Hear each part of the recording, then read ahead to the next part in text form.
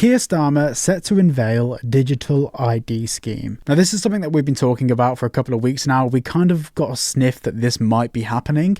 I've got so many different thoughts on this, and a lot of the thoughts I have are a bit all over the place, and I'm keen to hear what you guys think about this down below, because this is quite a convoluted one, and yeah, let's just dive into it. Very quickly though, I do apologise for the mess. I'm in the middle of a clean out. Life has been very busy for the past week, but very soon this is all going to be tidied up, revamped, and there's also the background's going to change, but you have to give me a couple of weeks on that. Uploads are going to be slow. I dropped a community post just saying I'm going to have a week just to sort myself out, so bear with me. This will all be, I know it's not very aesthetically pleasing, I'm sorry. UK Prime Minister hoping to avoid his Labour predecessor's failure to push through plan in the early 2000s. Now, originally there was a plan in the early 2000s to introduce a digital form of ID, but not only were there concerns from a privacy perspective, there was also just concerns about the technology side of it. In the early 2000s, there was so many different ways to exploit it that they just didn't bother tackling it. Keir Starmer has said that the policy could play an important part in reducing the attractiveness of the UK as a destination for migrants to come illegally. Now, before we actually get into the article, I just want to break apart the different points and why this is being done and, well, the reasons given for this being done and the pros and cons and all of my thoughts in between. So in the UK, there's currently a massive issue that I'm sure you've seen of people entering the country illegally in the form of migrant boats across the English Channel. Now, of course, that's a problem and it's got its own separate ways of tackling that, dealing with that, helping the various people that come over and actually figuring out a situation that not only ticks humanitarian tick boxes, but also doesn't have knock-on effects to the British economy. I'm not here to give answers about that. I am not qualified. But we have seen this over the years. Whenever there has been a problem in the UK government has tended to implement policies that, one, may help with an issue slightly, but it actually furthers the plans of the British government. In this case, digital ID. Now, how will this actually work? Well, we're still waiting for an official confirmation from the British government of what their plan is, and we are basically due to find out very soon. There's been different theories about it working from phones, working it from like a face recognition system, or a hybrid of both of those systems. At the moment, many banks in the UK have biometric data set up, so you have to scan your face to like transfer large sums of money. And to be honest, if we remove all of the privacy issues from it, which is hard to do, and there's a lot, from a technology perspective, this shit's cool.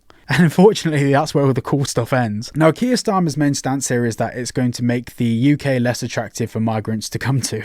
It's also going to make it less attractive for every single person who lives in the UK, because this is worrying. I understand that they're saying it's to fix one problem, but the actual truth of the matter is it introduced a whole set of other problems. How is this data stored, managed, utilised, vetted? Like, the implementation and rollout of this is full of so many red flags that in this video could be a 5-hour video. We can talk all we want about the problems of requiring identification to continue with our lawful business and how, well, I'll say the word, dystopian, because it really is, how dystopian that really is. But the fact is I'm looking at this from someone that has an interest in the technology side of it and a decent enough understanding to understand how this can and will be exploited. We're currently dealing with like a really interesting political climate across the world where, you know, there's tensions rising up all over the place and there are a lot of bad actors out there and kind of enemy countries that may want to get access to the information that's being collected about British citizens.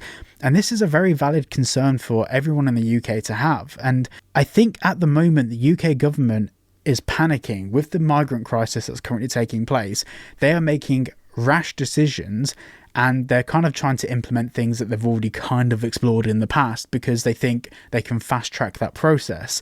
But when it comes to things like collecting data and managing data of the entirety of the British public is very worrying. Now, I have seen the opposing side of the argument to this, and I will give it some credence to some extent. There's an understanding out there that the British government have access to all of our passports. And already, you know, personally, I'm not a big fan of that. Everyone's entitled to their opinion on it.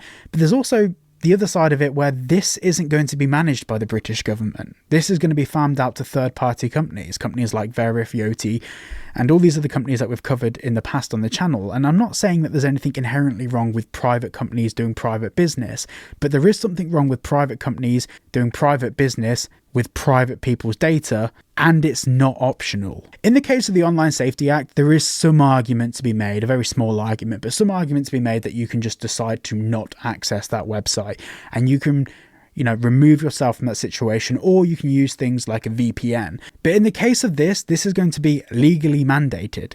You're going to be required to hand over information to exist in the UK. That's terrifying. Now, as I just said, with the online components, you can use things like VPNs, and a very quick shout out to private internet access. If you're looking for a VPN that doesn't keep logs, values your privacy online, but also is really affordable, make sure you check out private internet access at the link down below. By using that link, you can get yourselves 4 months free and 86% off, and it's probably the best way to support the channel. Now back to the video. So Keir Starmer is pressing ahead with the introduction of digital IDs, with an announcement expected as early as his party conference this month, as the British Prime Minister tries to show he has a credible plan to reduce illegal migration. Officials said that Starmer was determined to plough ahead with launching a digital ID scheme, despite Sir Tony Blair's costly and failed attempt to roll out compulsory ID cards in the 2000s. It's just like one of those sentences that you read and you just realise like where we're at the moment.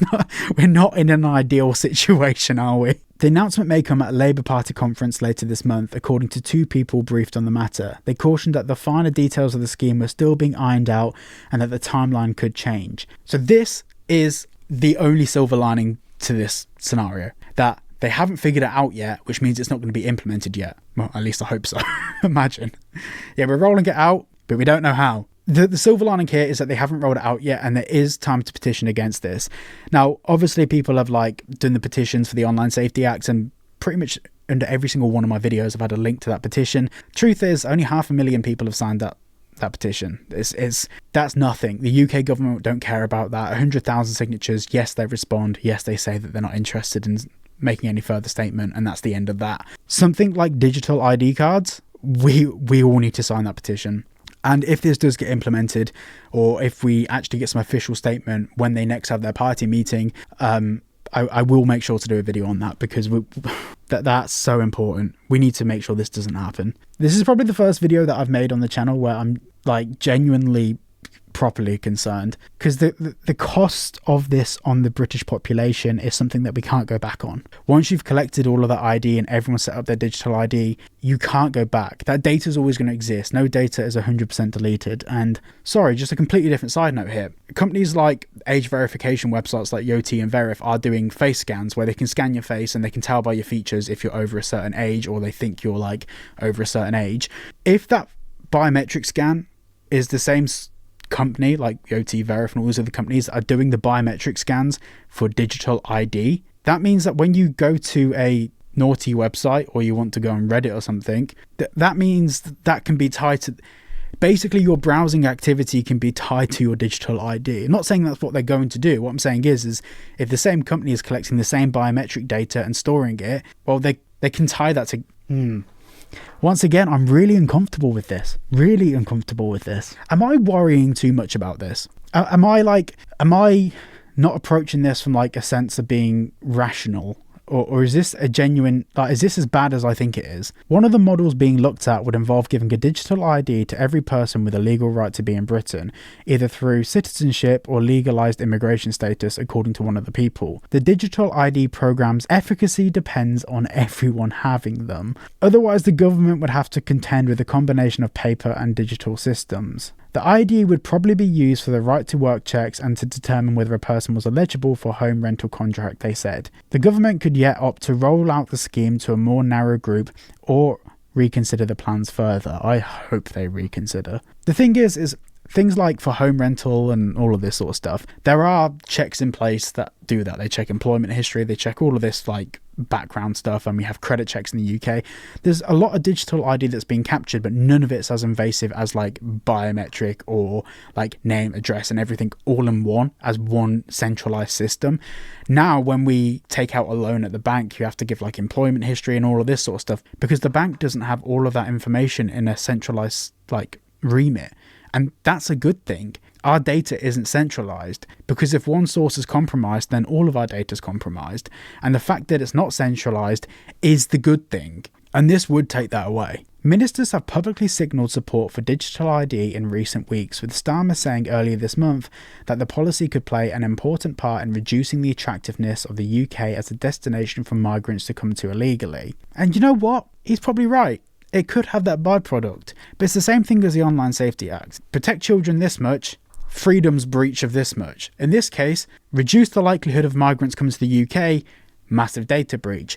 We're trying to fix a problem by creating a bigger problem. He told the BBC that we all carry a lot more digital ID now than we did 20 years ago. Yes, and there's whole websites and services out there dedicated to removing your identification from the internet. And these companies make hundreds of millions of dollars because they're so popular for people to use. I'm going to be following this ongoing. At the moment, I'm not posting as many videos, and someone else is currently editing these videos and publishing them for me. But in the next couple of weeks, I'll be coming back focusing on this fully. If anything really important happens like this, I will cover it on the channel. Uploads are going to slow down. We're not going to be doing daily uploads for the next couple of weeks, but stuff like this is important to cover, and I'm absolutely bamboozled, completely bamboozled. Hopefully they come to their senses and realise that this isn't the way forward, or at least they put a pause on it for the time being to give people the opportunity to petition against this happening. And maybe there's a shot that even though it didn't work with the Online Safety Act, maybe it might work with this, that we can petition against this and stop this in its tracks, especially when they've been very vague on how they plan to implement it. There has not been a set plan or strategy yet.